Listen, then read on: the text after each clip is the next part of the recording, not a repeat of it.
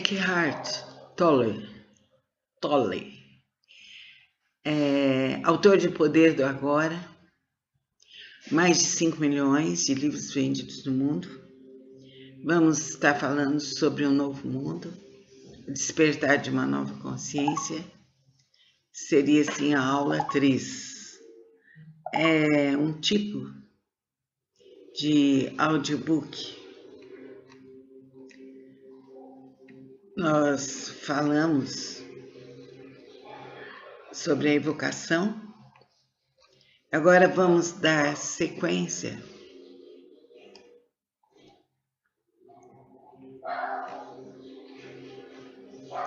a esse capítulo 1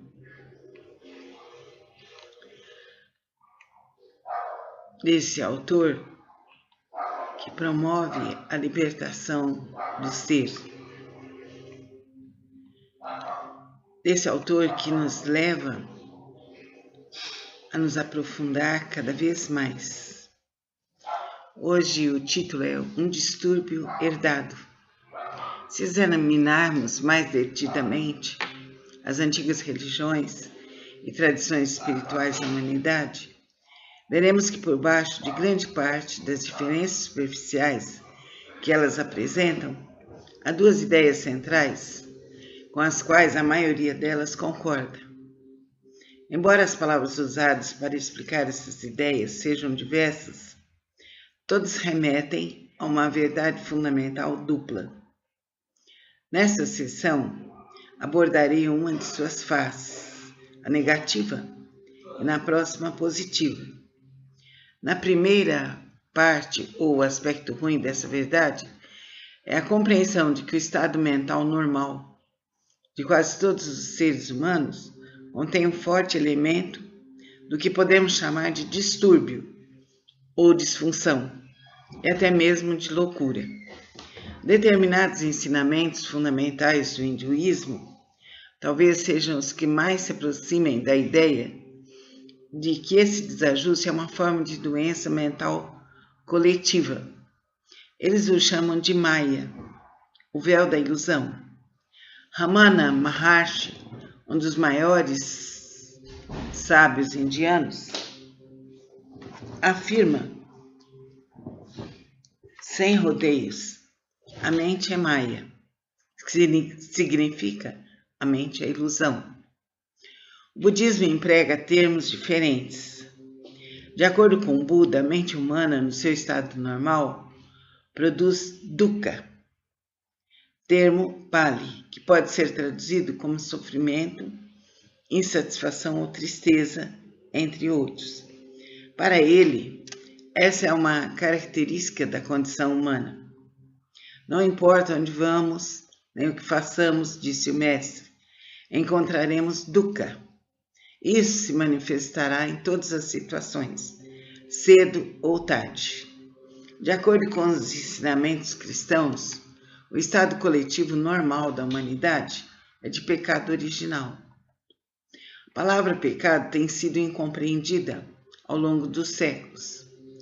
Traduzida de forma literal do grego antigo, idioma em que o Novo Testamento foi escrito originalmente, ela significa errar o alvo, como na situação de um arqueiro que falha em atingir o ponto de mira.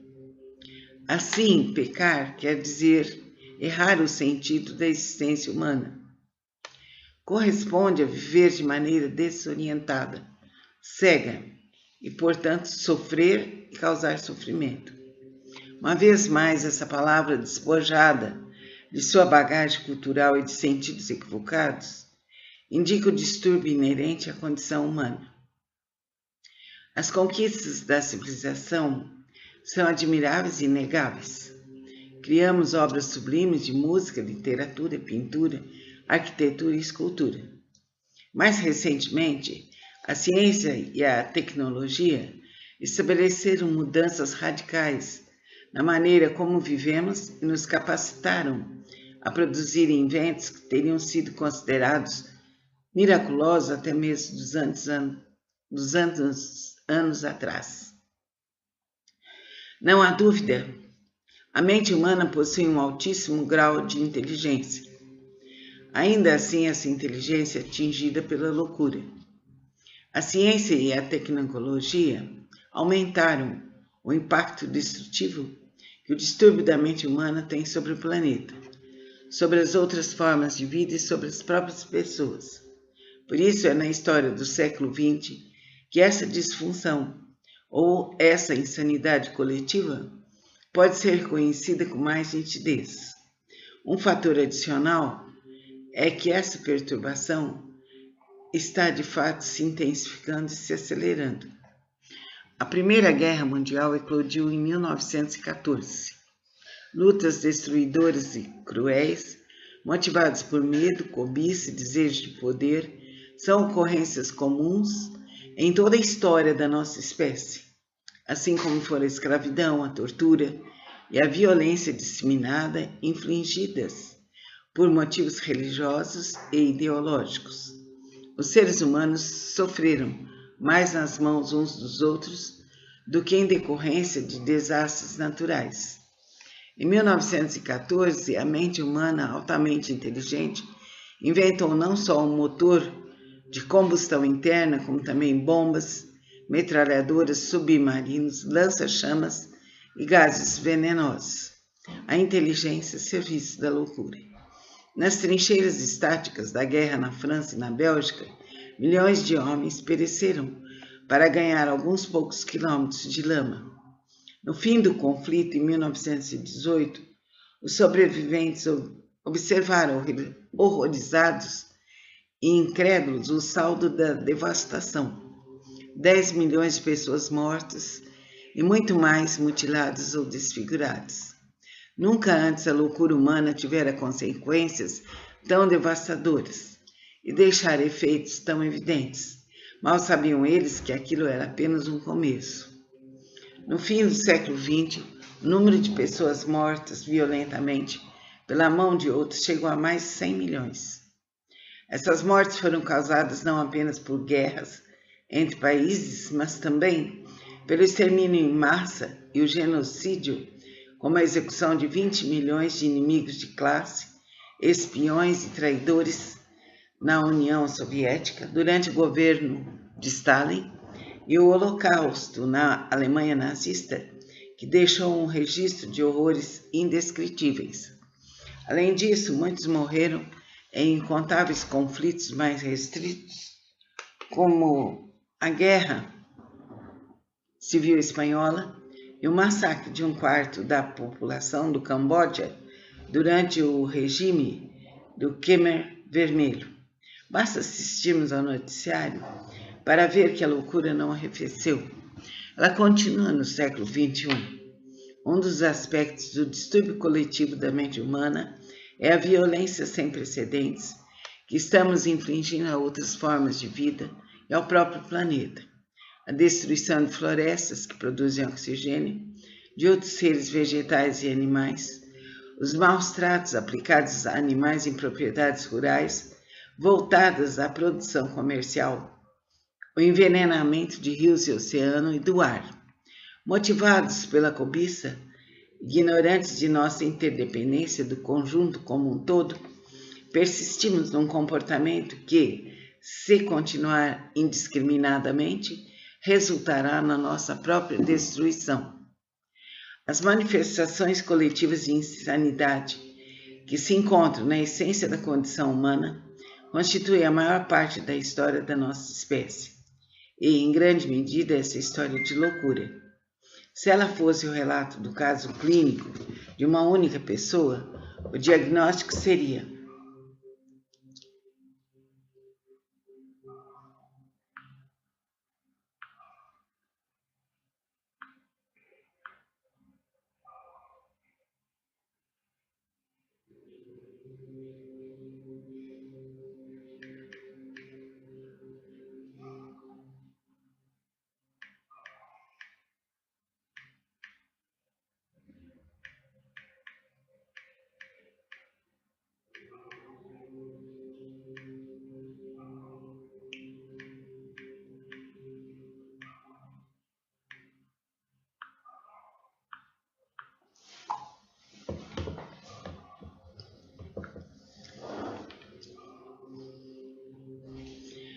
As manifestações coletivas de insanidade que se encontram na essência da condição humana constituem a maior parte da história da nossa espécie. E, em grande medida, essa história é de loucura. Se ela fosse o relato do caso clínico de uma única pessoa, o diagnóstico seria ilusões paranoicas, crônicas, propensão patológica para cometer assassinato e atos de extrema violência e crueldade contra inimigos imaginados, sua própria consciência projetada exteriormente. Uma insanidade criminosa com breves intervalos de lucidez. Medo, cobiça e desejo de poder são as forças motivadoras psicológicas que estão por detrás, não só dos conflitos armados e da violência envolvendo países, tribos, religiões e ideologias, mas também do desentendimento incessante nos relacionamentos pessoais. Elas produzem uma distorção na percepção que temos dos outros e de nós mesmos. Por meio delas, interpretamos erroneamente todas as situações, o que nos leva a adotar uma ação equivocada para nos livrarmos do medo e satisfazermos nossa necessidade interior de alcançar mais, um poço sem fundo, que nunca pode ser preenchido. É importante que você compreenda, porém, que o medo, a cobiça e o desejo de poder não são o distúrbio de que estou falando, embora sejam criados por essa disfunção, que é uma ilusão coletiva profundamente arraigada na mente de todo ser humano.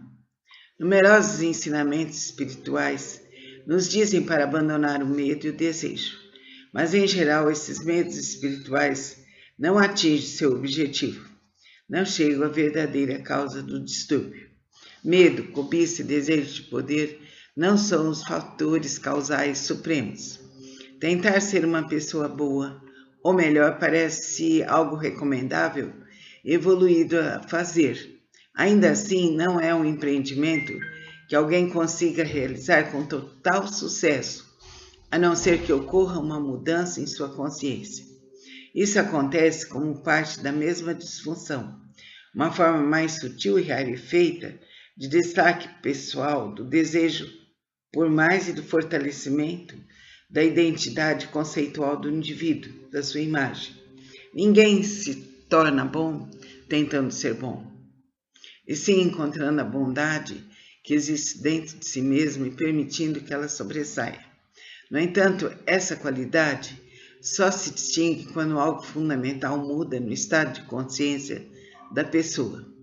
A história do comunismo, inspirada originalmente por ideais nobres, ilustra com clareza o que acontece quando as pessoas tentam alterar a realidade externa, no caso, criar um novo mundo, sem realizar nenhuma modificação prévia essencial na sua realidade interior, no seu estado de consciência. Elas fazem planos sem levar em conta o modelo de distúrbio que todo ser humano traz dentro de si, o ego. Vamos ver agora a nova consciência emergente. A maioria das religiões e tradições espirituais compartilha a ideia de que o nosso estado mental normal é prejudicado por uma imperfeição fundamental, o distúrbio a que me referi. No entanto, além dessa percepção da natureza da condição humana que podemos chamar de má notícia, há uma segunda percepção, ou a boa notícia, que é a possibilidade de uma transformação radical da nossa consciência. Nas mensagens hinduístas, em alguns casos também no budismo, essa mudança é chamada de iluminação. Nos ensinamentos de Jesus de salvação, no budismo de fim do sofrimento. Outros termos usados para caracterizá-la são libertação e despertar. A maior conquista da humanidade não são as obras de arte nem os inventos da ciência e da tecnologia, mas a identificação do seu próprio distúrbio e da sua própria loucura. No passado distante, alguns indivíduos chegaram a fazer esse reconhecimento. É provável que um homem chamado Siddhartha Gautama, que viveu há 2.600 anos na Índia, tenha sido o primeiro a ver essa questão com absoluta clareza. Depois o título de Buda lhe foi concedido. Buda significa aquele que despertou. Praticamente na mesma época, outro dos mestres espertos da humanidade surgiu na China. Seu nome era Lao Tse.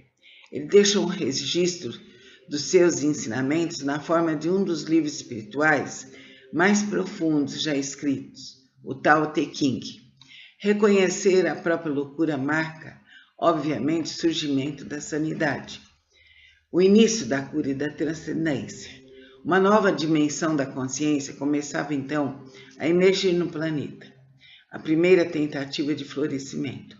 Aquelas pessoas raras se dirigiam a seus contemporâneos falando sobre pecado, sofrimento, ilusão. Diziam: observe seu modo de viver, veja o que você está fazendo, o sofrimento que está causando. Depois indicava a possibilidade de despertar do pesadelo coletivo da existência humana normal e mostravam o caminho. O mundo ainda não estava preparado para esses mestres. No entanto, eles foram uma parte crucial e indispensável do despertar humano. Inevitavelmente, na maioria das vezes, não chegaram a ser bem entendidos por seus contemporâneos nem pelas gerações seguintes. Seus ensinamentos, embora simples e eficazes, acabaram sendo distorcidos e mal interpretados, em alguns casos até mesmo na maneira como foram registrados por escrito por seus discípulos. Ao longo dos séculos, acrescentaram-se muitas coisas que não tinham nada a ver com as mensagens originais, que eram reflexo de uma incompreensão básica. Alguns desses sábios foram ridicularizados, insultados ou mortos, enquanto outros passaram a ser venerados como deuses. Os ensinamentos que indicavam o caminho, que se encontra além do distúrbio da mente humana, a porta de saída da loucura coletiva, foram desvirtuados e tornaram-se eles mesmos parte da insanidade. Assim, as religiões, numa grande medida, firmaram-se como forças divisoras em vez de unificadores. Em lugar de estabelecer o fim da violência e do ódio por meio da compreensão da unicidade fundamental de toda a vida, elas suscitaram mais violência e ódio, mais separações entre indivíduos, religiões e até mesmo rupturas dentro de um mesmo credo. Tornaram-se ideologias, sistema de crenças com as quais as pessoas podiam se identificar, e elas o usavam para ressaltar sua falta de percepção do eu. Por meio dessas crenças, elas se classificavam como certas e chamavam os outros de errados. Assim definiam sua identidade diante dos inimigos, os outros, os não crentes ou crentes equivocados, e algumas vezes consideravam-se no direito de matá-los. O homem feito Deus na sua própria imagem, o eterno, o infinito, o inominável, foi reduzido a um ídolo mental, no qual as pessoas tinham de acreditar que devia ser venerado como, oh meu Deus, ou o nosso Deus. E mesmo assim, apesar de todos os desvarios perpetrados em nome das religiões, a verdade que elas indicam não deixa de brilhar em sua essência, ainda que fracamente, através de muitas camadas de distorção e interpretação errônea. É improvável, porém, que alguém seja capaz de percebê-la, a não ser que já tenha tido, pelo menos, lampejos da verdade dentro de si. Ao longo da história, sempre houve indivíduos raros que vivenciaram uma mudança de consciência e assim detectaram em si mesmo aquilo que é apontado por todas as religiões. Para descrever essa verdade não conceitual, eles usaram a estrutura conceitual das suas próprias crenças religiosas. Por meio de algum desses homens e mulheres, escolas ou movimentos se desenvolveram dentro de todas as religiões importantes e representaram não só uma redescoberta, mas em determinados casos, uma intensificação da luz do ensinamento original. Foi assim que o gnosticismo e o misticismo se estabeleceram nos primórdios do cristianismo e no cristianismo medieval. O mesmo ocorreu com o sufismo na religião islâmica, com o Hassidismo e a Cabala no judaísmo, com a Advaita Vedanta no hinduísmo, com o Zen e o Dzogchen no budismo, quase todas as escolas eram iconoclastas. Elas se opuseram a numerosas camadas de conceituações e a estruturas mentais enfraquecidas. Por essa razão, a maior parte delas foi vista com suspeita e hostilidade pelas hierarquias religiosas estabelecidas.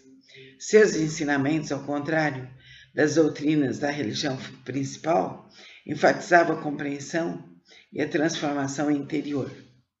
Foi graças a essas escolas esotéricas que os credos mais importantes recuperaram o poder transformador dos seus preceitos originais, embora na maioria dos casos apenas poucas pessoas tivessem acesso a elas. Esses movimentos nunca se expandiram bastante para exercer uma influência significativa sobre a profunda inconsciência coletiva que predominava. Ao longo do tempo, algumas dessas escolas se tornaram rigidamente formalizadas ou conceitualizadas para permanecerem eficazes. Vamos falar agora sobre espiritualidade e religião. Qual é o papel das religiões estabelecidas no surgimento da nova consciência? Muitas pessoas já reconhecem a diferença entre espiritualidade e religião. Elas compreendem que ter um sistema de crença, um conjunto de pensamentos,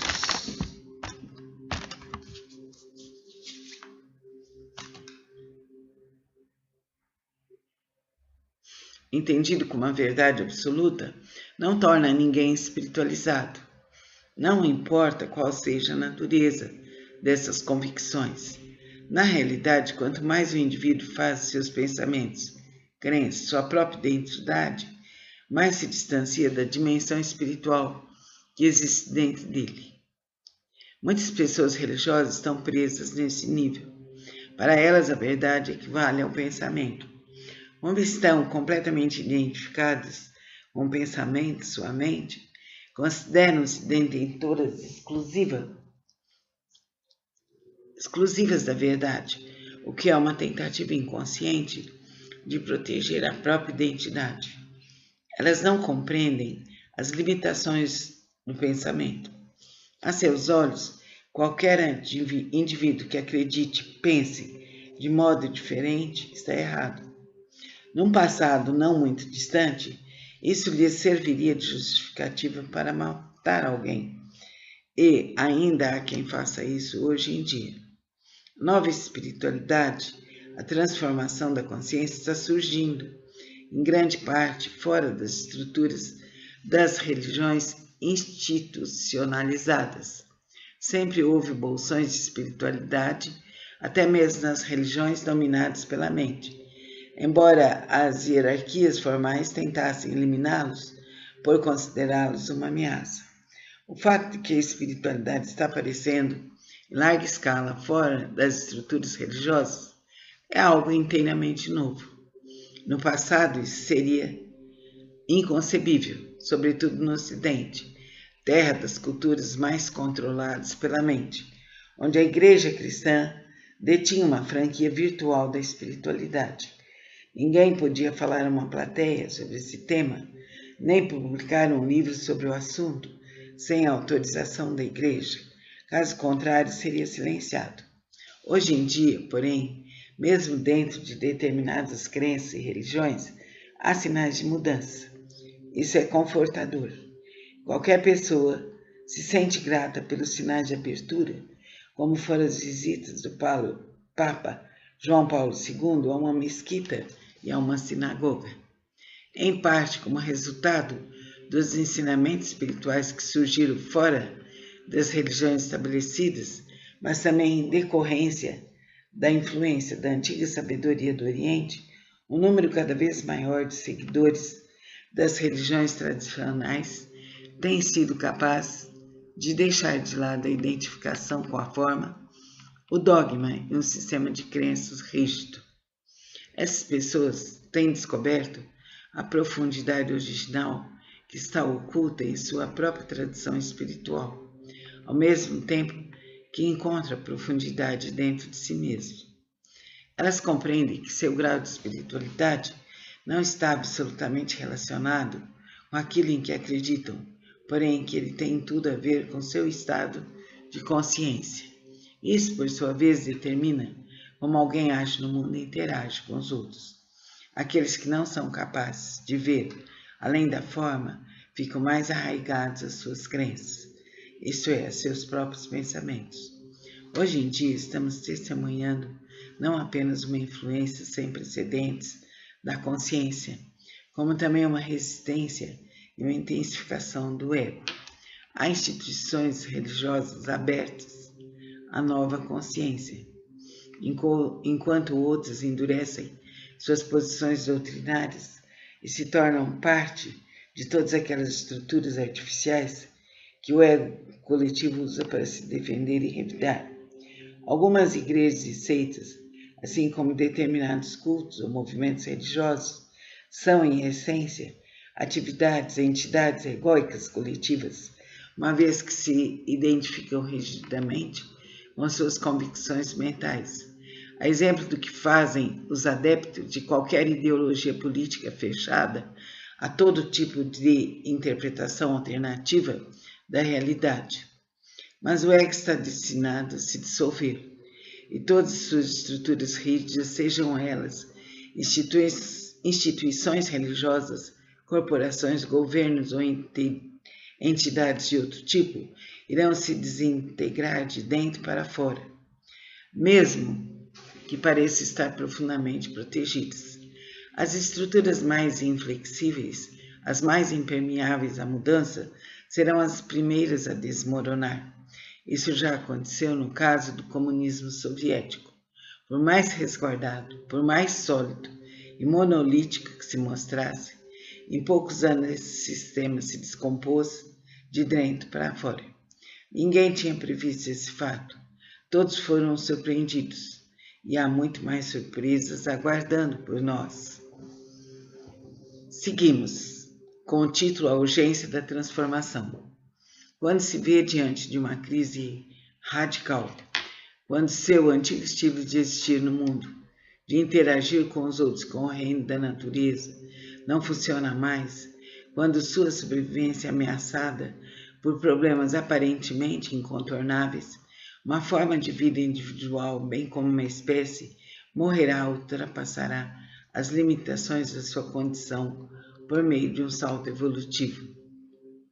Acredita-se que as formas de vida no nosso planeta tenham se originado no mar, quando não havia ainda nenhum animal sobre a terra firme.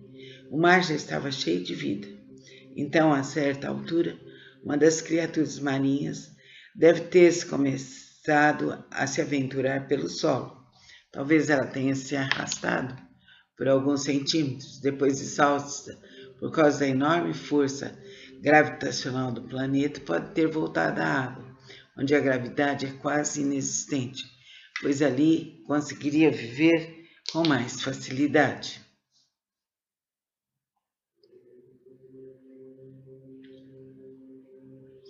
Mais tarde, ela tentaria de novo. Muito tempo depois, esse ser se adaptaria à vida na Terra, desenvolvendo pés em vez de nadadeiras e pulmões, em lugar de guelras. Parece improvável que uma espécie se expusesse a um ambiente tão estranho e sofresse uma transformação evolucionária, a não ser que fosse compelida a fazer isso por uma situação extrema. Talvez uma grande área do mar tenha passado a receber um volume cada vez menor de água do oceano principal, o que, ao longo de milhares de anos, poderia forçar os peixes a deixar seu habitat e evoluir. Responder a uma crise radical que ameace nossa própria sobrevivência, esse é o desafio que se apresenta à humanidade nesse momento. O distúrbio da mente humana egóica, identificado há mais de 2.500 anos pela antiga sabedoria dos mestres, e agora ampliado pela ciência e a tecnologia, é pela primeira vez algo ameaçador à sobrevivência do planeta.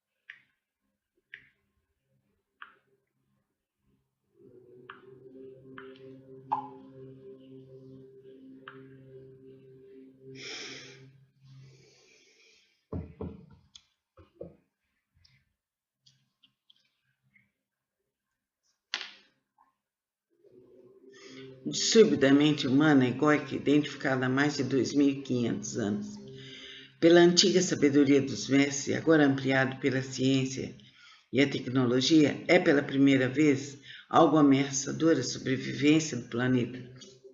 Até pouco tempo atrás, a transformação da consciência humana, também apontada por sábios do passado, era não mais do que uma possibilidade compreendida por alguns raros indivíduos, independentemente de sua formação cultural e orientação religiosa. Um florescimento disseminado da consciência da nossa espécie não aconteceu porque até então isso não era imperativo. Uma parte significativa da população do planeta logo entenderá, se é que isso já não aconteceu, que nossa espécie está diante de uma escolha radical: evoluir ou morrer. Uma porcentagem ainda relativamente pequena da humanidade, mas que cresce com rapidez, já está vivenciando o rompimento com os antigos padrões mentais egóicos e a emergência de uma nova dimensão de consciência. O que está surgindo agora não é um sistema inédito de crenças, não é uma religião diferente, não é uma ideologia espiritual, nem uma mitologia. Estamos chegando ao fim não só das mitologias, como também das ideologias e dos sistemas de crenças. A mudança é mais profunda do que o conteúdo da nossa mente e do que nossos pensamentos. Na verdade, na essência da nova consciência está a transcendência do pensamento. A recém-descoberta capacidade de nos elevarmos ao pensamento, de compreendermos uma dimensão dentro de nós que é infinitamente mais vasta do que ele. Já não extraímos nossa identidade, o sentimento de quem somos, do fluxo incessante do pensamento que, na antiga consciência, considerávamos ser nós mesmos. E para o indivíduo é uma libertação saber que ele não é aquela voz dentro da cabeça. Quem ele é, então, é aquele que compreende isso. A consciência que é anterior ao pensamento, ao espaço em que estes, ou a emoção, ou a percepção sensorial acontece. O ego não é mais do que isso. Identificação com a forma, o que basicamente corresponde a formas de pensamento. Se o mal tem alguma realidade, e ela é uma realidade relativa e não absoluta, essa também é uma definição dele, identificação com a forma, formas físicas, formas de pensamento, formas emocionais. Isso resulta de uma total falta de consciência da nossa ligação com o todo, da nossa unidade intrínseca com todos os outros e com a origem. Esse esquecimento é o pecado original. O sofrimento é ilusão. Quando essa ilusão da completa separação governa tudo que pensamos e fazemos, que tipo de mundo criamos? Para responder a essa pergunta, observe como as pessoas se relacionam entre si. Leia um livro de história ou veja o noticiário na televisão hoje à noite. Se as estruturas da mente humana permanecerem imutáveis, vamos sempre terminar recriando fundamentalmente o mesmo mundo, os mesmos males, o mesmo distúrbio. Agora vamos ouvir sobre o texto Um Novo Céu e uma Nova Terra. Há uma profecia bíblica que parece mais aplicável agora do que em qualquer outra época da história humana. Ela aparece tanto no Antigo quanto no Novo Testamento e fala do colapso da ordem mundial existente e do surgimento de um novo céu, uma nova terra. Precisamos entender que o céu mencionado nesse contexto não é um local, e sim o reino interior da consciência. Esse é o significado esotérico do mundo e esse também é o significado dos ensinamentos de Jesus. A Terra, por outro lado, é a manifestação externa da forma, que é sempre um reflexo do interior. A consciência humana coletiva e a vida no nosso planeta estão intrinsecamente interligados. O novo céu é o surgimento de um estado transformado da consciência humana, enquanto uma nova terra é o reflexo do reino físico. A vida humana e a consciência humana estão ligadas de modo inerente à vida no planeta. Por isso, à medida que a consciência antiga se dissolve, tendem a ocorrer manifestações naturais de sincronismos geográficos e climáticos em muitas partes do globo, algumas das quais temos testemunhado. No próximo vídeo, vamos trabalhar com o capítulo 2. Terminamos aqui o capítulo 1. E é importante esse estudo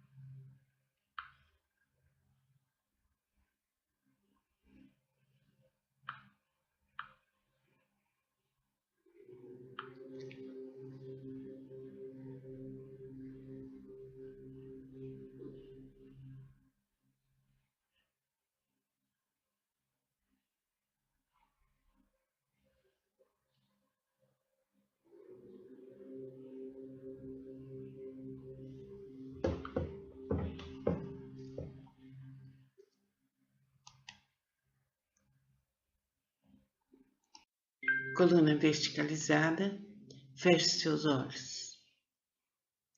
Relaxe profundamente seu corpo, polegares no centro de cada mão, feche as mãos. Sinta-se dentro de uma luz branca, clara e cristalina.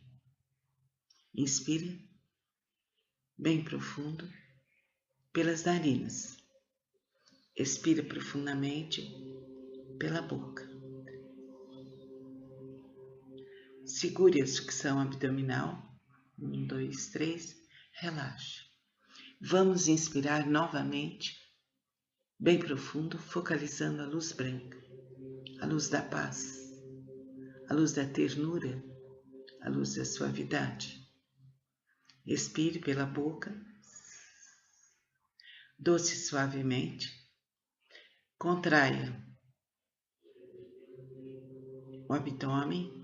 1, 2, 3. Solte e relaxe. Suavize. Sinta a luz branca que te cobre em camadas e camadas sucessivas e sinta-se em paz. Sinta que seu anjo da guarda está com você, que você tem toda a proteção, toda a iluminação. Mentores do espaço estão com você. Seres amigos e protetores estão com você. Sinta seu coração repleto de amor e de paz. Considere-se. Inspira. Expira. Agora, ouça a contagem. 3, 2, 1. Visualize-se longe daqui, muito longe. Sinta-se num campo imenso. Caminhe descalço nesse campo, sentindo seus pés no chão, sentindo o sol que se irradia sobre você, sentindo a pureza do ar, sentindo a força da terra. No centro deste campo há uma flor branca, uma única flor. Sente-se e fique perto dela, observando essa flor. É uma flor branca que indica a evolução, que indica a beleza. Olhe para essa flor branca, pode ser qualquer flor, mas que seja branca. Vá se concentrando nessa flor. Vá sentindo sua beleza e a sua paz. Sinta que essa flor vem para o seu coração. Você se enche de beleza, de luz e de paz. um ser maravilhoso vem na sua frente, todo iluminado. Ele sorri para você. Coloque as mãos na direção da sua cabeça e você recebe fluidos energéticos repletos de paz, de amor, de saúde e alegria. Receba esses fluidos. Você fica de pé. Esse ser te abraça longamente. Coloca as duas mãos dele sobre seu coração. E você visualiza aí a flor branca, repleta de paz, de carinho, de harmonia. Isso é bom. Sinta isso. Sinta esse momento como único e sagrado. Esse ser te entrega agora um copo com água. Beba essa água. Agradeça imensamente. Ele coloca sobre seus ombros um manto branco que te envolve em camadas e camadas sucessivas. Observe mais uma vez essa paisagem. O céu azul, o sol que te envolve, o gramado verdejante, e no centro desse gramado, uma única flor, a flor branca. Pode voltar a esse local quantas vezes você quiser. Vai ser um estímulo para a sua paz, para a sua harmonia. Esse ser iluminado que está à sua frente te entrega um copo de água, uma água curativa, iluminada pela luz branca. Pegue o copo, pense para que você precisa e beba essa água para a sua cura, para a sua libertação, para a expansão da sua consciência. Isso é bom. Isso te traz uma grande paz, uma grande harmonia. Você agradece, faça uma reverência e veja sua imagem toda vestida de branco, reverenciando esse ser.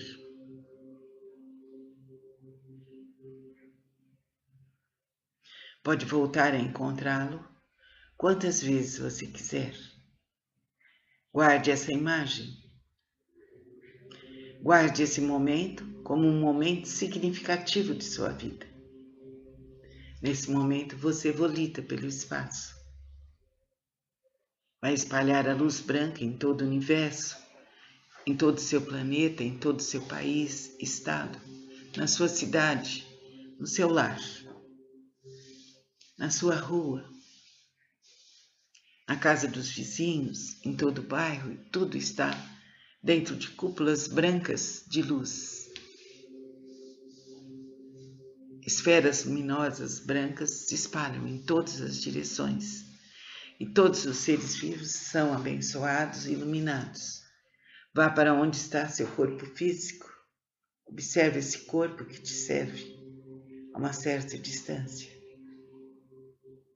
Caminhe em direção a ele. Lave-o com a luz branca. Agora ouça a contagem. 1, 2, 3. Entre dentro desse corpo. Uma paz imensa vai para o seu inconsciente e tudo que precisa ser resolvido é resolvido. A luz infinita do seu ser se manifesta. Sinta-se uma pessoa valiosa, bondosa, carinhosa, afetiva, repleta de paz e de amor. Namastê.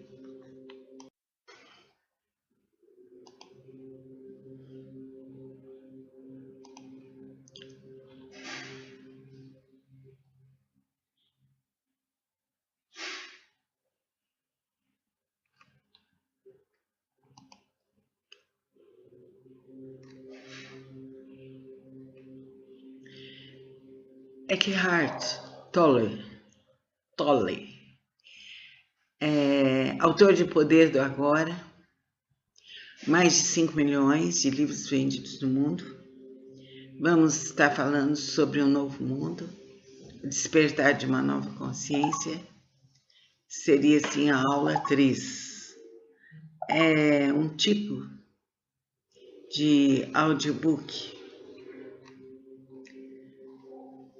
Nós falamos sobre a evocação. Agora vamos dar sequência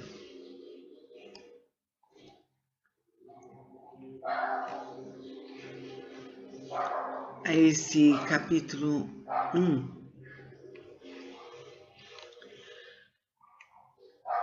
desse autor que promove a libertação do ser. Desse autor que nos leva a nos aprofundar cada vez mais. Hoje o título é Um Distúrbio Herdado. Se examinarmos mais detidamente as antigas religiões e tradições espirituais da humanidade, veremos que por baixo de grande parte das diferenças superficiais que elas apresentam, há duas ideias centrais com as quais a maioria delas concorda. Embora as palavras usadas para explicar essas ideias sejam diversas, todas remetem a uma verdade fundamental dupla. Nesta sessão, abordarei uma de suas faces, a negativa, e na próxima, a positiva. Na primeira parte, ou aspecto ruim dessa verdade, é a compreensão de que o estado mental normal de quase todos os seres humanos contém um forte elemento do que podemos chamar de distúrbio ou disfunção, e até mesmo de loucura. Determinados ensinamentos fundamentais do hinduísmo talvez sejam os que mais se aproximem da ideia de que esse desajuste é uma forma de doença mental coletiva. Eles o chamam de Maya, o véu da ilusão. Ramana Maharshi, um dos maiores sábios indianos, afirma, sem rodeios, a mente é Maya, que significa a mente é ilusão. O budismo emprega termos diferentes. De acordo com o Buda, a mente humana, no seu estado normal, produz dukkha, termo Pali, que pode ser traduzido como sofrimento, insatisfação ou tristeza, entre outros. Para ele, essa é uma característica da condição humana. Não importa onde vamos, nem o que façamos, disse o mestre, encontraremos dukkha. Isso se manifestará em todas as situações, cedo ou tarde. De acordo com os ensinamentos cristãos, o estado coletivo normal da humanidade é de pecado original. A palavra pecado tem sido incompreendida ao longo dos séculos. Traduzida de forma literal do grego antigo, idioma em que o Novo Testamento foi escrito originalmente, ela significa errar o alvo, como na situação de um arqueiro que falha em atingir o ponto de mira. Assim, pecar quer dizer errar o sentido da existência humana. Corresponde a viver de maneira desorientada, cega, e, portanto, sofrer e causar sofrimento. Uma vez mais, essa palavra despojada de sua bagagem cultural e de sentidos equivocados, indica o distúrbio inerente à condição humana. As conquistas da civilização são admiráveis e inegáveis. Criamos obras sublimes de música, literatura, pintura, arquitetura e escultura. Mais recentemente, a ciência e a tecnologia estabeleceram mudanças radicais na maneira como vivemos e nos capacitaram a produzir inventos que teriam sido considerados miraculosos até mesmo dos anos atrás. Não há dúvida, a mente humana possui um altíssimo grau de inteligência. Ainda assim, essa inteligência é atingida pela loucura. A ciência e a tecnologia aumentaram o impacto destrutivo que o distúrbio da mente humana tem sobre o planeta, sobre as outras formas de vida e sobre as próprias pessoas. Por isso é na história do século XX que essa disfunção ou essa insanidade coletiva pode ser reconhecida com mais nitidez. Um fator adicional é que essa perturbação está de fato se intensificando e se acelerando. A Primeira Guerra Mundial eclodiu em 1914. Lutas destruidoras e cruéis, motivadas por medo, cobiça e desejo de poder, são ocorrências comuns em toda a história da nossa espécie, assim como foram a escravidão, a tortura e a violência disseminada infligidas por motivos religiosos e ideológicos. Os seres humanos sofreram mais nas mãos uns dos outros do que em decorrência de desastres naturais. Em 1914, a mente humana altamente inteligente inventou não só um motor de combustão interna, como também bombas, metralhadoras, submarinos, lança-chamas e gases venenosos. A inteligência a serviço da loucura. Nas trincheiras estáticas da guerra na França e na Bélgica, milhões de homens pereceram para ganhar alguns poucos quilômetros de lama. No fim do conflito, em 1918, os sobreviventes observaram horrorizados e incrédulos o saldo da devastação. 10 milhões de pessoas mortas e muito mais mutiladas ou desfiguradas. Nunca antes a loucura humana tivera consequências tão devastadoras e deixara efeitos tão evidentes. Mal sabiam eles que aquilo era apenas um começo. No fim do século XX, o número de pessoas mortas violentamente pela mão de outros chegou a mais de 100 milhões. Essas mortes foram causadas não apenas por guerras entre países, mas também pelo extermínio em massa e o genocídio, como a execução de 20 milhões de inimigos de classe, espiões e traidores na União Soviética durante o governo de Stalin, e o Holocausto na Alemanha nazista, que deixou um registro de horrores indescritíveis. Além disso, muitos morreram em incontáveis conflitos mais restritos, como a Guerra Civil Espanhola e o massacre de 1/4 da população do Camboja durante o regime do Khmer Vermelho. Basta assistirmos ao noticiário para ver que a loucura não arrefeceu. Ela continua no século XXI. Um dos aspectos do distúrbio coletivo da mente humana é a violência sem precedentes que estamos infligindo a outras formas de vida e ao próprio planeta. A destruição de florestas que produzem oxigênio, de outros seres vegetais e animais, os maus tratos aplicados a animais em propriedades rurais voltadas à produção comercial, o envenenamento de rios e oceano e do ar. Motivados pela cobiça, ignorantes de nossa interdependência do conjunto como um todo, persistimos num comportamento que, se continuar indiscriminadamente, resultará na nossa própria destruição. As manifestações coletivas de insanidade que se encontram na essência da condição humana constituem a maior parte da história da nossa espécie. E, em grande medida, essa história de loucura. Se ela fosse o relato do caso clínico de uma única pessoa, o diagnóstico seria: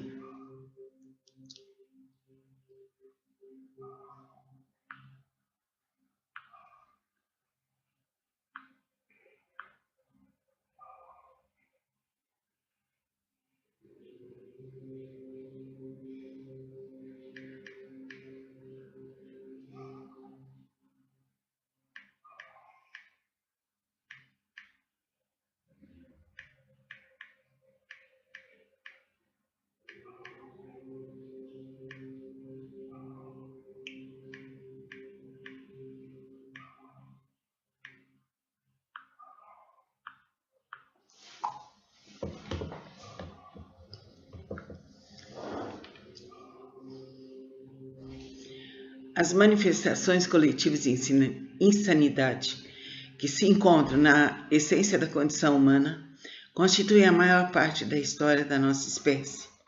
E, em grande medida, essa história é de loucura. Se ela fosse o relato do caso clínico de uma única pessoa, o diagnóstico seria ilusões paranoicas, crônicas, propensão patológica para cometer assassinato e atos de extrema violência e crueldade contra inimigos imaginados, sua própria consciência projetada exteriormente.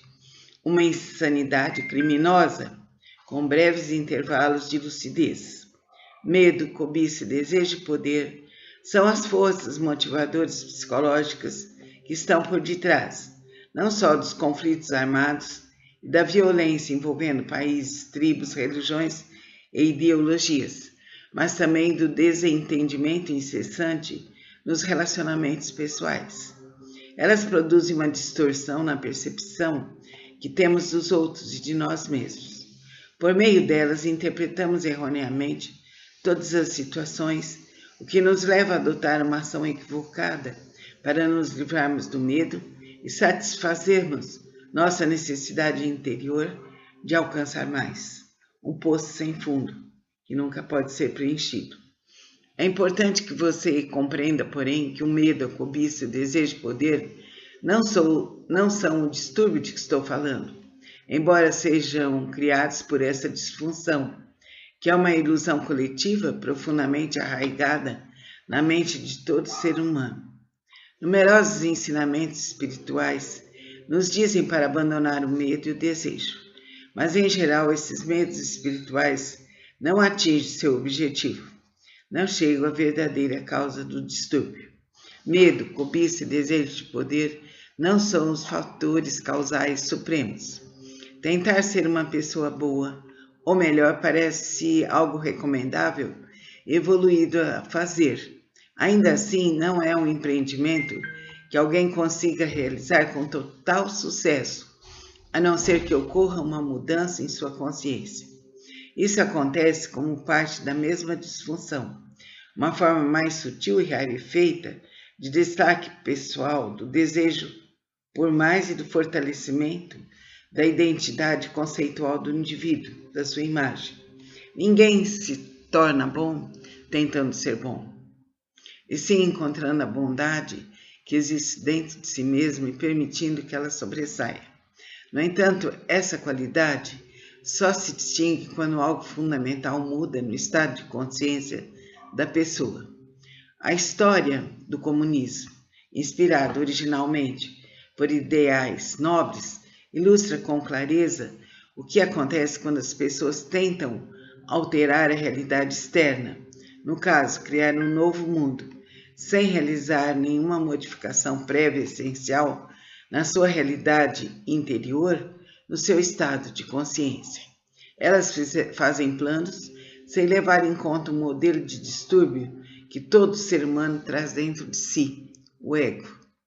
Vamos ver agora a nova consciência emergente.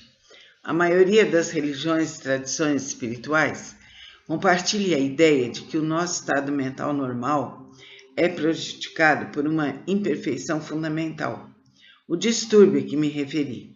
No entanto, além dessa percepção da natureza da condição humana que podemos chamar de má notícia, há uma segunda percepção, ou a boa notícia, que é a possibilidade de uma transformação radical da nossa consciência.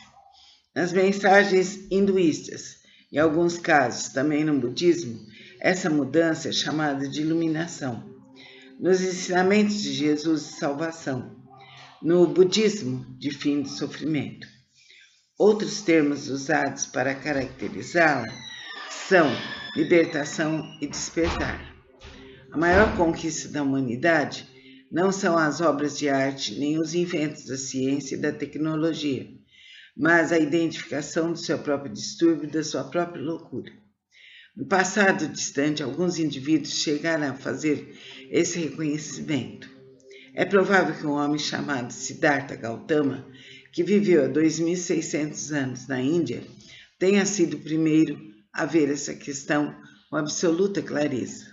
Depois o título de Buda lhe foi concedido. Buda significa aquele que despertou. Praticamente na mesma época, outro dos mestres espertos da humanidade surgiu na China. Seu nome era Lao Tse. Ele deixou um registro dos seus ensinamentos na forma de um dos livros espirituais mais profundos já escritos, o Tao Te Ching. Reconhecer a própria loucura marca, obviamente, o surgimento da sanidade, o início da cura e da transcendência. Uma nova dimensão da consciência começava então a emergir no planeta. A primeira tentativa de florescimento. Aquelas pessoas raras se dirigiam a seus contemporâneos falando sobre pecado, sofrimento, ilusão. Diziam: observe seu modo de viver. Veja o que você está fazendo, o sofrimento que está causando. Depois indicava a possibilidade de despertar do pesadelo coletivo da existência humana normal e mostravam o caminho. O mundo ainda não estava preparado para esses mestres.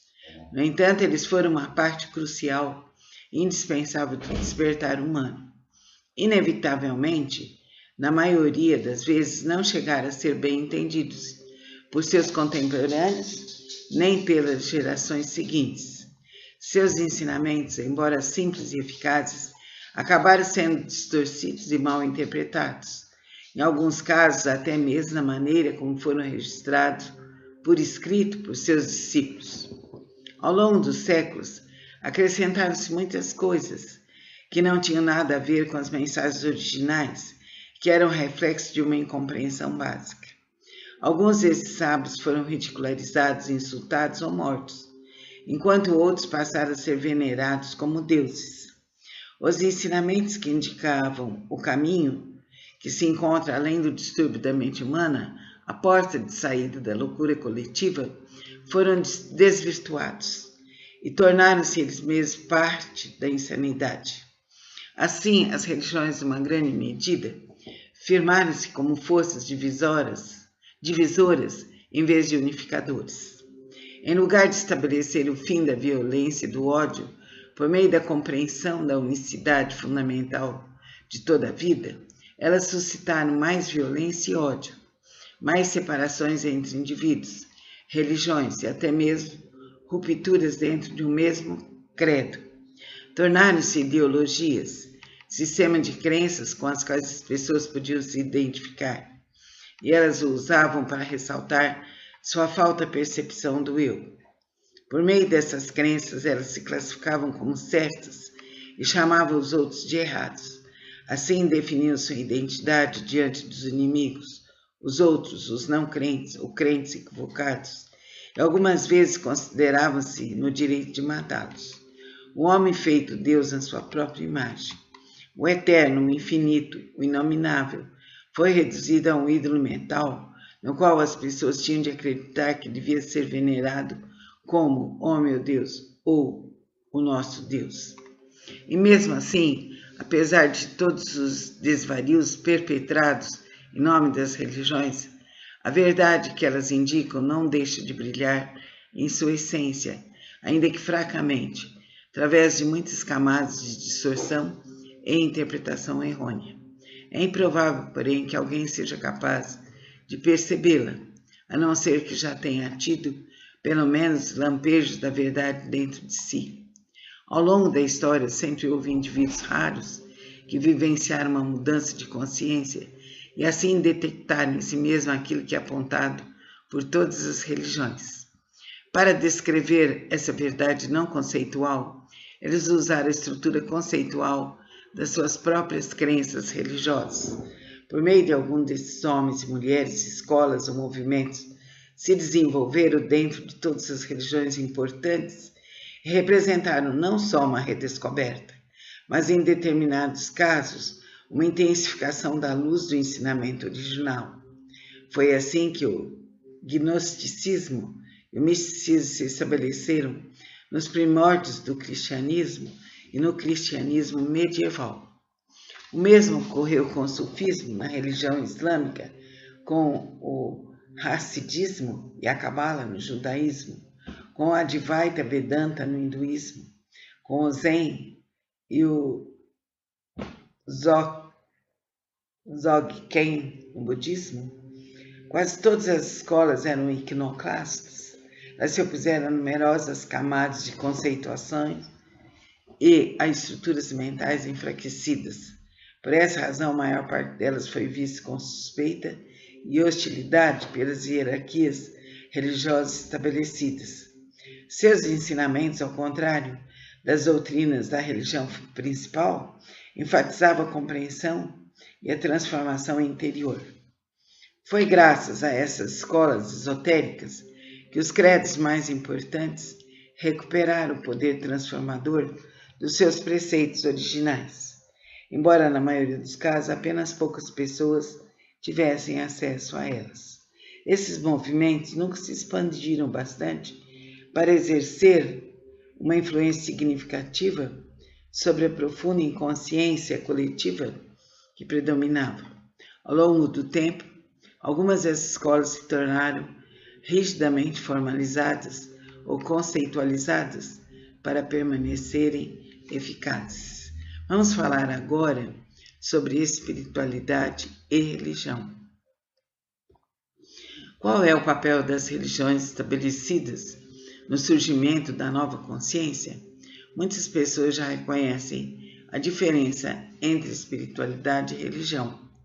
Elas compreendem que ter um sistema de crença, um conjunto de pensamentos,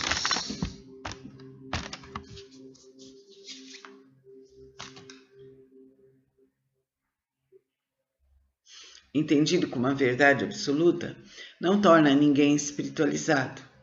Não importa qual seja a natureza dessas convicções. Na realidade, quanto mais o indivíduo faz seus pensamentos, crenças, sua própria identidade, mais se distancia da dimensão espiritual que existe dentro dele. Muitas pessoas religiosas estão presas nesse nível. Para elas, a verdade equivale ao pensamento. Como estão completamente identificadas com o pensamento, sua mente, consideram-se detentoras exclusivas da verdade, o que é uma tentativa inconsciente de proteger a própria identidade. Elas não compreendem as limitações do pensamento. A seus olhos, qualquer indivíduo que acredite, pense de modo diferente, está errado. Num passado não muito distante, isso lhes serviria de justificativa para matar alguém. E ainda há quem faça isso hoje em dia. Nova espiritualidade, a transformação da consciência está surgindo, em grande parte fora das estruturas das religiões institucionalizadas. Sempre houve bolsões de espiritualidade, até mesmo nas religiões dominadas pela mente, embora as hierarquias formais tentassem eliminá-los por considerá-los uma ameaça. O fato de que a espiritualidade está aparecendo em larga escala fora das estruturas religiosas é algo inteiramente novo. No passado, isso seria inconcebível, sobretudo no Ocidente, terra das culturas mais controladas pela mente, onde a Igreja cristã detinha uma franquia virtual da espiritualidade. Ninguém podia falar a uma plateia sobre esse tema, nem publicar um livro sobre o assunto, sem a autorização da Igreja. Caso contrário, seria silenciado. Hoje em dia, porém, mesmo dentro de determinadas crenças e religiões, há sinais de mudança. Isso é confortador. Qualquer pessoa se sente grata pelos sinais de abertura, como foram as visitas do Papa João Paulo II a uma mesquita e a uma sinagoga. Em parte como resultado dos ensinamentos espirituais que surgiram fora das religiões estabelecidas, mas também em decorrência da influência da antiga sabedoria do Oriente, um número cada vez maior de seguidores das religiões tradicionais tem sido capaz de deixar de lado a identificação com a forma, o dogma e um sistema de crenças rígido. Essas pessoas têm descoberto a profundidade original que está oculta em sua própria tradição espiritual, ao mesmo tempo que encontra profundidade dentro de si mesmo. Elas compreendem que seu grau de espiritualidade não está absolutamente relacionado com aquilo em que acreditam, porém que ele tem tudo a ver com seu estado de consciência. Isso, por sua vez, determina como alguém age no mundo e interage com os outros. Aqueles que não são capazes de ver além da forma ficam mais arraigados às suas crenças, isto é, a seus próprios pensamentos. Hoje em dia estamos testemunhando não apenas uma influência sem precedentes da consciência, como também uma resistência e uma intensificação do ego. Há instituições religiosas abertas à nova consciência, enquanto outras endurecem suas posições doutrinárias e se tornam parte de todas aquelas estruturas artificiais que o ego coletivo usa para se defender e revidar. Algumas igrejas e seitas, assim como determinados cultos ou movimentos religiosos, são, em essência, atividades, entidades egóicas coletivas, uma vez que se identificam rigidamente com suas convicções mentais. A exemplo do que fazem os adeptos de qualquer ideologia política fechada a todo tipo de interpretação alternativa da realidade. Mas o ego está destinado a se dissolver, e todas as suas estruturas rígidas, sejam elas instituições religiosas, corporações, governos ou entidades de outro tipo, irão se desintegrar de dentro para fora, mesmo que pareçam estar profundamente protegidas. As estruturas mais inflexíveis, as mais impermeáveis à mudança, serão as primeiras a desmoronar. Isso já aconteceu no caso do comunismo soviético.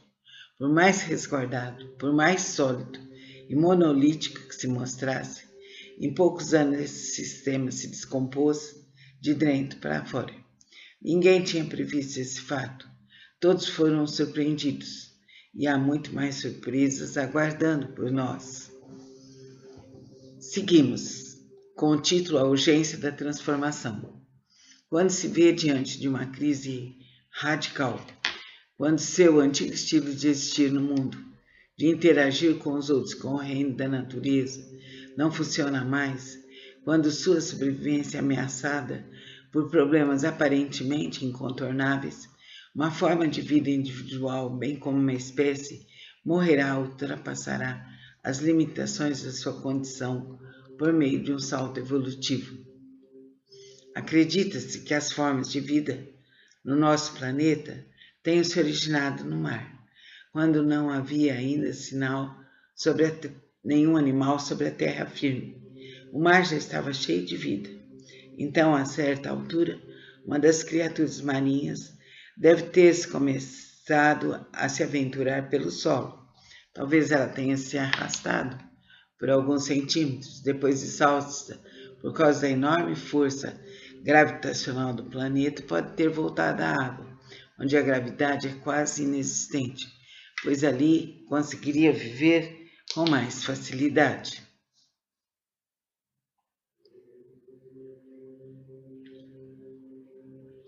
Mais tarde, ela tentaria de novo. Muito tempo depois, esse ser se adaptaria à vida na Terra, desenvolvendo pés em vez de nadadeiras e pulmões, em lugar de guelras. Parece improvável que uma espécie se expusesse a um ambiente tão estranho e sofresse uma transformação evolucionária, a não ser que fosse compelida a fazer isso por uma situação extrema. Talvez uma grande área do mar tenha passado a receber um volume cada vez menor de água do oceano principal, o que, ao longo de milhares de anos, poderia forçar os peixes a deixar seu habitat e evoluir. Responder a uma crise radical que ameace nossa própria sobrevivência, esse é o desafio que se apresenta à humanidade nesse momento.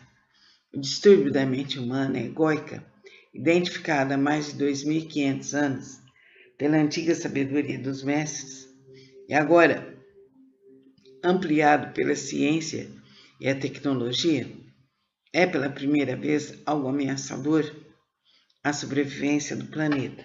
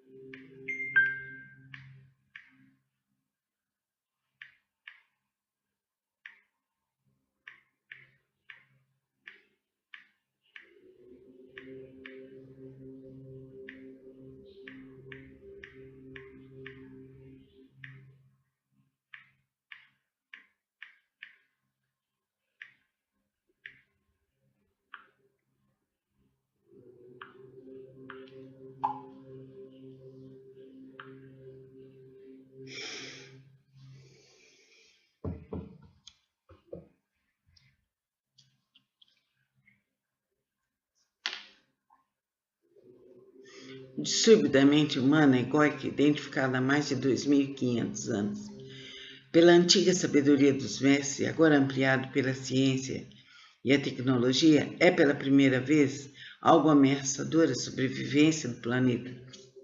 Até pouco tempo atrás, a transformação da consciência humana, também apontada por sábios do passado, era não mais do que uma possibilidade compreendida por alguns raros indivíduos, independentemente de sua formação cultural e orientação religiosa. Um florescimento disseminado da consciência da nossa espécie não aconteceu porque até então isso não era imperativo. Uma parte significativa da população do planeta logo entenderá, se é que isso já não aconteceu, que nossa espécie está diante de uma escolha radical: evoluir ou morrer.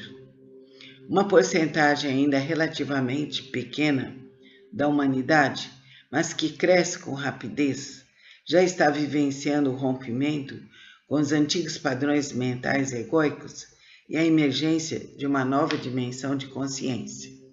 O que está surgindo agora não é um sistema inédito de crenças, não é uma religião diferente, não é uma ideologia espiritual, nem uma mitologia. Estamos chegando ao fim não só das mitologias, como também das ideologias e dos sistemas de crenças. A mudança é mais profunda do que o conteúdo da nossa mente e do que nossos pensamentos.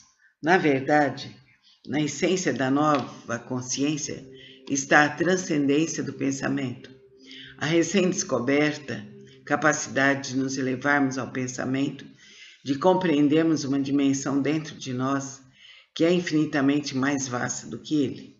Já não extraímos nossa identidade, o sentimento de quem somos, do fluxo incessante do pensamento que, na antiga consciência, considerávamos ser nós mesmos.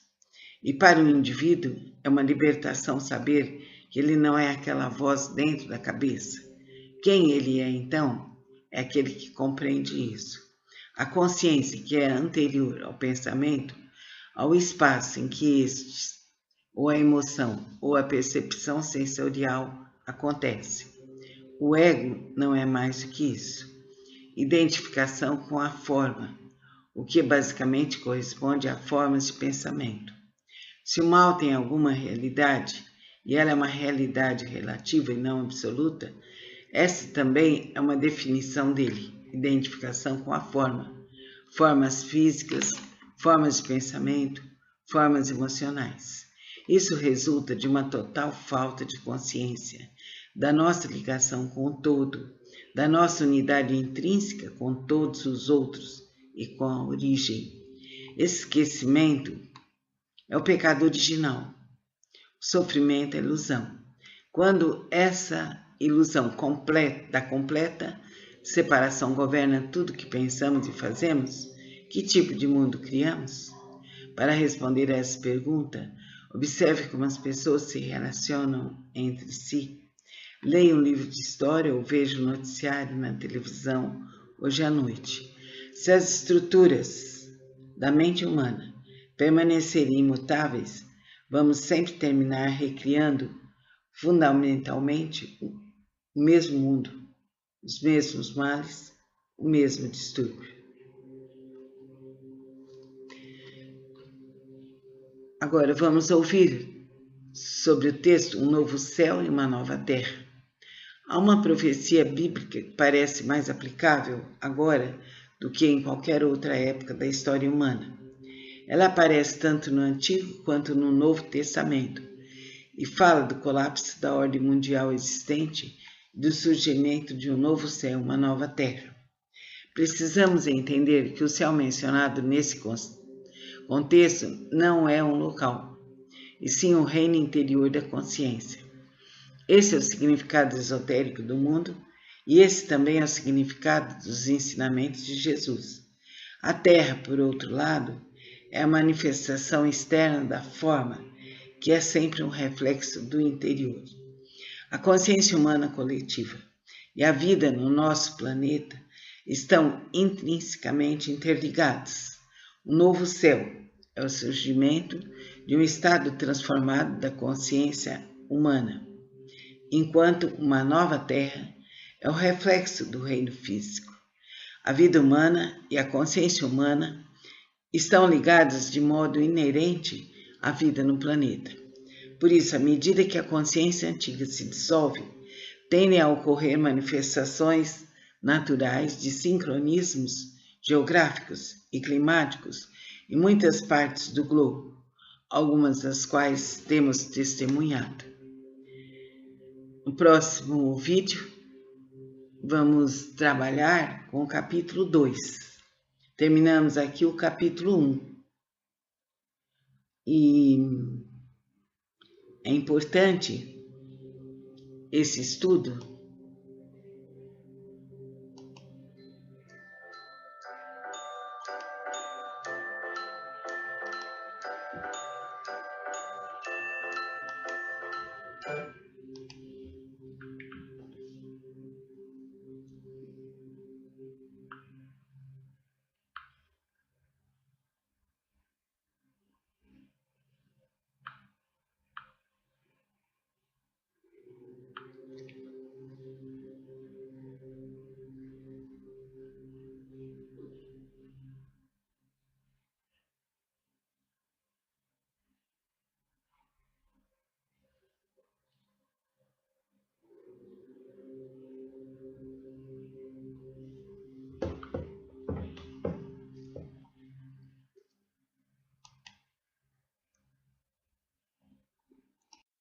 coluna verticalizada, feche seus olhos. Relaxe profundamente seu corpo, polegares no centro de cada mão, feche as mãos. Sinta-se dentro de uma luz branca, clara e cristalina. Inspire bem profundo pelas narinas. Expire profundamente pela boca. Segure a sucção abdominal. 1, 2, 3. Relaxe. Vamos inspirar novamente, bem profundo, focalizando a luz branca, a luz da paz, a luz da ternura, a luz da suavidade. Expire pela boca, doce e suavemente. Contraia o abdômen. 1, 2, 3. Solte e relaxe.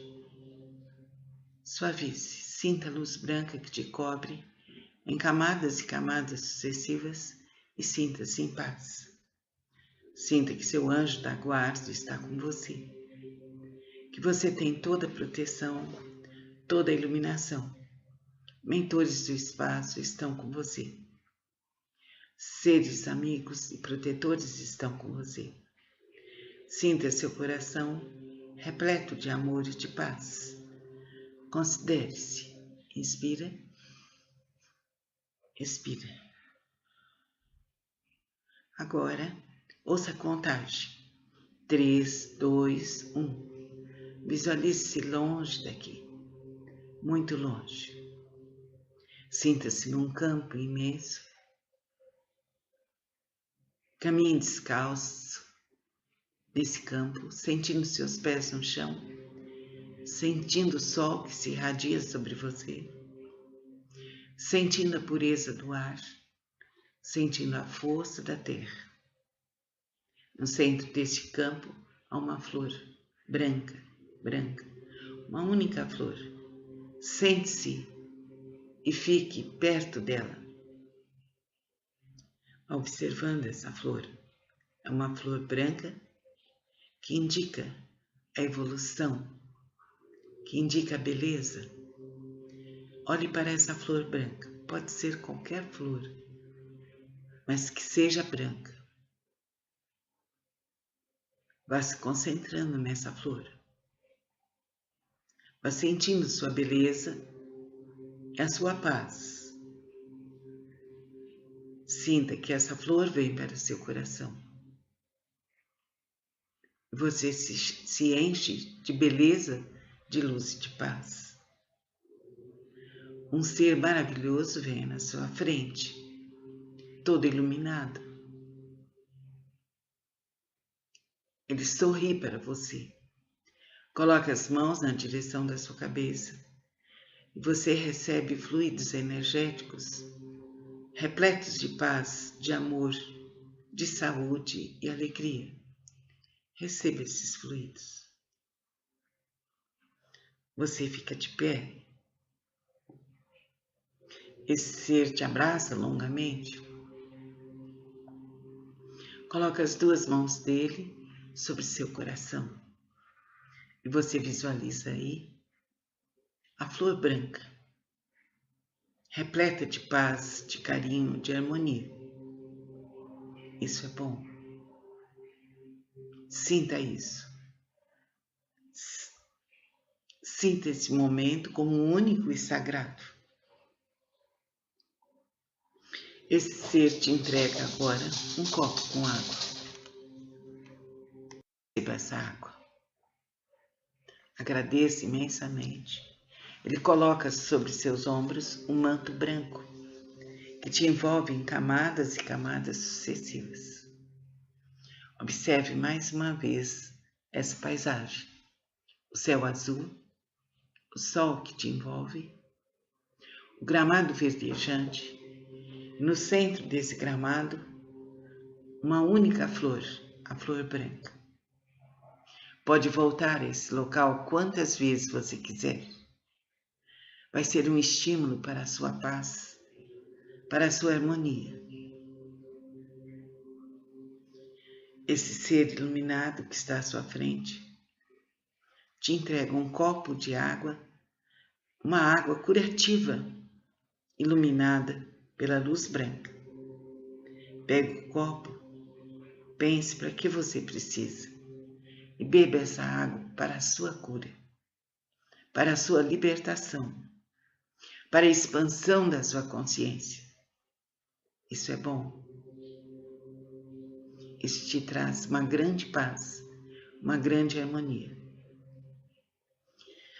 Você agradece, faça uma reverência e veja sua imagem toda vestida de branco, reverenciando esse ser.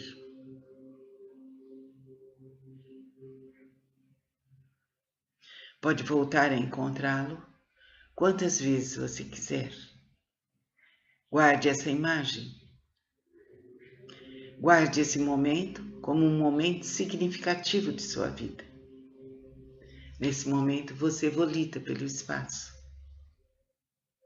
Vai espalhar a luz branca em todo o universo, em todo o seu planeta, em todo o seu país, estado, na sua cidade, no seu lar, na sua rua, na casa dos vizinhos, em todo o bairro, e tudo está dentro de cúpulas brancas de luz.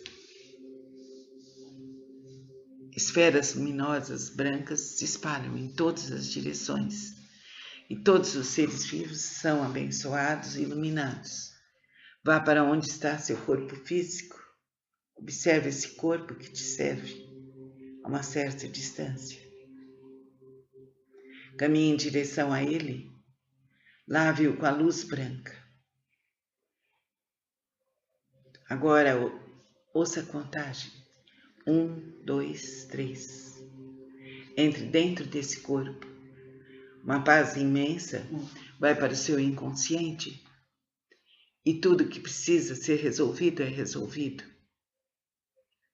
A luz infinita do seu ser se manifesta. Sinta-se uma pessoa valiosa, bondosa, carinhosa, afetiva, repleta de paz e de amor. Namastê.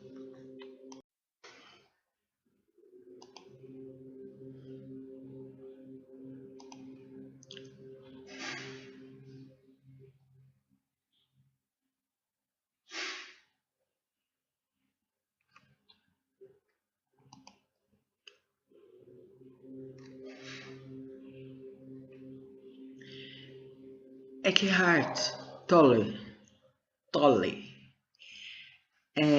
autor de O Poder do Agora, mais de 5 milhões de livros vendidos no mundo. Vamos estar falando sobre um novo mundo, o despertar de uma nova consciência. Seria assim a aula 3. É um tipo de audiobook. Nós falamos sobre a evocação. Agora vamos dar sequência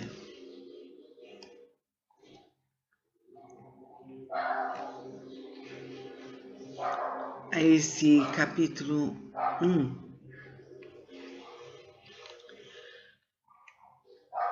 desse autor que promove a libertação do ser.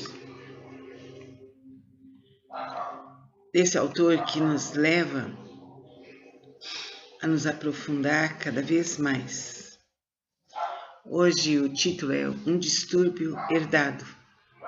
Se examinarmos mais detidamente as antigas religiões e tradições espirituais da humanidade, veremos que por baixo de grande parte das diferenças superficiais que elas apresentam, há duas ideias centrais com as quais a maioria delas concorda. Embora as palavras usadas para explicar essas ideias sejam diversas, todas remetem a uma verdade fundamental dupla. Nesta sessão, abordarei uma de suas faces, a negativa, e na próxima, a positiva. Na primeira parte, ou aspecto ruim dessa verdade, é a compreensão de que o estado mental normal de quase todos os seres humanos contém um forte elemento do que podemos chamar de distúrbio ou disfunção, e até mesmo de loucura. Determinados ensinamentos fundamentais do hinduísmo talvez sejam os que mais se aproximem da ideia de que esse desajuste é uma forma de doença mental coletiva. Eles o chamam de Maya, o véu da ilusão. Ramana Maharshi, um dos maiores sábios indianos, afirma, sem rodeios, a mente é Maya, que significa a mente é ilusão. O budismo emprega termos diferentes. De acordo com o Buda, a mente humana, no seu estado normal, produz dukkha, termo Pali, que pode ser traduzido como sofrimento, insatisfação ou tristeza, entre outros. Para ele, essa é uma característica da condição humana.